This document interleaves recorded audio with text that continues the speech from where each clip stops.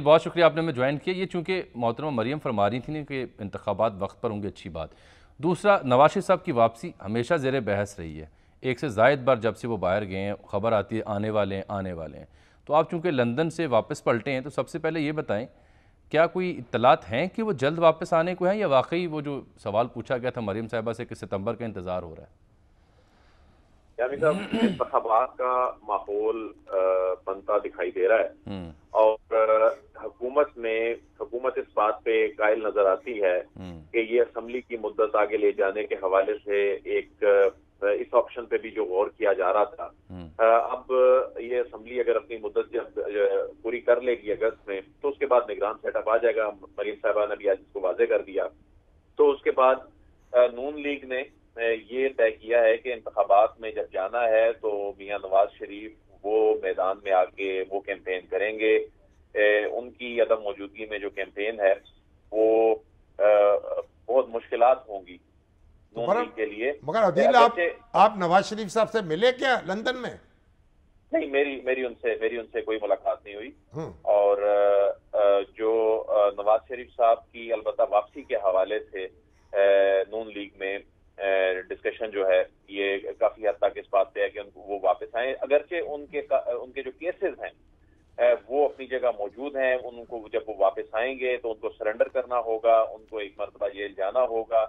ان کا جو معاملہ ہے وہ تو ان کو حوصلہ مل رہا ہے نا، فوری واپسی نہیں ہے. جسٹس طارق مسعود صاحب نے جو ریمارکس دیے ہیں ان سے بھی حوصلہ مل رہا ہے. پھر جس طریقے سے سراج الحق صاحب کی درخواست جو تھی جو پاناما کے حوالے سے کہ جو لوگ دوسرے لوگ ہیں سینکڑوں ان پر بھی کارروائی کی جائے، تو جس طرح اٹھا کے سپریم کورٹ میں نے اس کو پھینکا ہے اس سے بھی توقع ہو رہی ہے کہ بابا توقع پہ نا حالات پہ منحصر ہے. ابھی نون لیگ حتمی طور پر نہیں کہہ سکتی کب آ رہے ہیں نواز شریف صاحب. آئیں گے، بس یہ کہہ رہے ہیں جب انتخابات کی فضا بنے گی تب آ جائیں گے. وہ آ گیا. آپ کیا کہ تھک گئے ہیں؟ وہ آ گیا. ہر قدم کی چاپ ہے تصویر یار. آپ تو کیا کہ یہ تھک گئے ہیں. نہیں اب آ رہے ہیں. چلیے اچھا عدیل، آپ جس موضوع کے لیے آپ کو زحمت دی، اچھا وہ بتائیے ان کے ساتھ کیا ہوا. طارق ملک ناظرہ چیئرمین ہمارے بڑے عزیز دوست تھے فتح محمد ملک صاحب، ہمارے پروفیسر فتح محمد ملک صاحب، اللہ نے سلامت رکھے، انتہائی انٹلیکچوئل شخصیت، بڑی ماشاءاللہ. ان کے بیٹے اور بڑے یعنی ہونہار نوجوان، بڑے بریلینٹ. کیا ہوا ان کے ساتھ؟ ان سے استعفیٰ لے لیا گیا؟ جی استعفیٰ تو انہوں نے خود جا کے پرائم منسٹر سے، مگر وہ تو کہتے ہیں کہ ان کو گرفتار کرنے کی دھمکیاں دی جا رہی تھی. جی حالات، اور زرداری صاحب ان کی ڈھال بنے ہوئے تھے. ابھی بھی ان کی جو گرفتاری جو کہ نہیں ہوئی اور ان کے کیسز میں ایک ابھی جو آگے اس طرح سے اس رفتار سے نہیں بڑھے، اس کی بڑی ریزن یہ ہے کہ ان کے ساتھ پیپلز پارٹی کی سپورٹ ہے. صحیح. اور زرداری صاحب انہیں بھرپور طریقے سے پروٹیکٹ کر رہے ہیں. اور یہ دوسرا موقع ہے کہ انہیں نون لیگ کی حکومت میں استعفیٰ دینا پڑ رہا ہے. اس سے پہلے چودھری نثار علی خان نے استعفیٰ لیا تھا اور اب بیرون ملک چلے گئے تھے. نہیں، اب تو ان کو بیرون ملک جانے پر بھی عارضی پابندی لگا دی ہے. ان پہ بیرون ملک جانے پر بھی پابندی لگا دی گئی ہے. عدیل دیکھیں، یہ سامی صاحب کی بات بڑی عام ہے. وجہ کیا ہے؟ کیونکہ میں بعد میں آتا ہوں انہوں نے کیا کیا، لیکن وجہ کوئی معلوم ہو سکی خاص؟ اس کی 2-3 وجوہات ہیں. ایک معاملہ تو یہ ہے کہ یہ اختلافات وہاں سے شروع ہوئے. یہ انٹرنیٹ ووٹنگ میں ان کی بہت زیادہ دلچسپی تھی. ٹھیک. اور انٹرنیٹ ووٹنگ کے حوالے سے موجودہ حکومت کے تحفظات اور قانون سازی بھی کی، اور انٹرنیٹ ووٹنگ کے حوالے سے کافی یہ انہوں نے الیکشن کمیشن اور اس حوالے سے اب تو جب سے اوورسیز پاکستانی بڑے ایکٹیو ہوئے ہیں، اب ٹرک بھی یہاں لے کے تو پروپیگنڈا کر رہے ہیں اور پی ٹی آئی کا. تو وہ اس وقت سے تو کئی لوگ کہنے لگے ہیں کہ دوہری شہریت ہی ختم کر دینی چاہیے.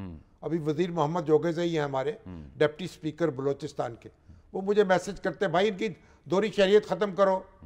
جیسے انڈیا میں جب آپ کوئی دوہری شہریت نہیں ہے تو اسی طرح پاکستان میں بھی کر دی جائے. میں نے کہا نہیں، خیال کریں. اچھا عدیل، دوسری وجہ کیا ہے؟ اچھا دوسری وجوہات یہ تھی کہ حکومت ان کی کارکردگی سے خوش نہیں تھی. ان کے دور میں بہت سے تنازعات نے جنم لیا. بہت حساس معلومات جو ہیں وہ تو خیر ہوئی، لیکن حدیل کوئی واضح بات نہیں ہے، بس نازک مزاج شاہاں تاب سخن نہ دارت، جو بادشاہوں کا نازک مزاج ہوتا ہے کوئی ہلکی پھلکی بات بھی سن نہیں سکتے۔ اس سے بڑی وجہ ہو سکتی ہے جو آپ نے بیان کی ہے، پر اب دیکھیں یہ دیکھیں نا، یہ المیہ ہے کہ یہ ان کے دور میں دوسری بار ہے کہ انہیں مستعفی ہونا پڑ رہا ہے، اس کے باوجود کہ عدیل آپ ساتھ رہیں، کیونکہ میں چاہ رہا ہوں کہ میں کچھ کرنے بولوں نوجوان میں عرض کرتا ہوں سر، یہ دو برسوں لینا سر، جو ادارہ ہمارا ہے نا نادرا، اس نے ایک بین الاقوامی تشخص میں وہی عرض کرنے لگا ہوں کہ 2 برس جو ان کو ملے ہیں، دوسرے ملکوں نے ان کی خدمات حاصل کی ہیں۔ 2 برسوں میں 45 مختلف جو پروجیکٹس ہیں جو شہریوں کی سہولت کے لیے بن سکتے تھے، ان کے کارڈز کے لیے، رجسٹریشن کے لیے دیگر، وہ انہوں نے متعارف کروائے 45 ایپس بنائی ہیں، جی ایپس بنائی ہیں، اور لوگ اسے جانتے ہیں، نادرا کو آن لائن بھی یا کسی آفس بھی جاتے ہیں، اس کے معترف بھی ہیں۔ یہ جو انہوں نے کہا نا انٹرنیٹ ووٹنگ، یہ بنیادی وجہ ہے۔ اس کے علاوہ بھی رانا ثناءاللہ صاحب کی پریس کانفرنس تھی، وہاں سوال پوچھا گیا ان سے، تو انہوں نے کہا جی ان کو بیرون ملک کو مواقع سے بہتر دستیاب ہوں گے، عین ممکن ہے اس وجہ سے وہ جا رہے ہوں۔ یہ اختلافات کا ذکر ان سے پریس کانفرنس میں کیا گیا، تو انہوں نے کہا جی وہ ایک آدھی کچھ پروکیورمنٹ کا ایشو تھا، اس میں پریما فشائی انکوائری ہم نے کروائی تھی، تو ایز سچ تو ان کے اوپر کوئی قدغن نہیں تھی، لیکن پریما فشائی مطلب وہ انکوائری میں تھے، لیکن اس کے باوجود اگر کوئی ثابت نہیں ہوا تو ان پہ عارضی پابندی کیوں لگائی گئی ہے بہرحال بیرون ملک سفر کرنے پہ؟ یہ اچھی خبر نہیں ہے۔ جو ذہین لوگ ہیں، جو بڑے اعلیٰ تعلیم یافتہ ہیں، جنہوں نے خدمت کی ہے، ان کا اعتراف کرنا چاہیے، ان کو شاباش دینی چاہیے۔ اور انٹرنیٹ ووٹنگ جو ہے یہ تو بڑا الجھا ہوا مسئلہ ہے، نادرا نے تو فیصلہ نہیں کرنا نا، عادل شکریہ، فیصلہ تو حکومت نے کرنا ہے۔ اور دنیا میں کسی جگہ بھی، کسی ملک میں بھی انٹرنیٹ ووٹنگ نہیں ہو رہی، پاکستان میں کیسے ہوگی؟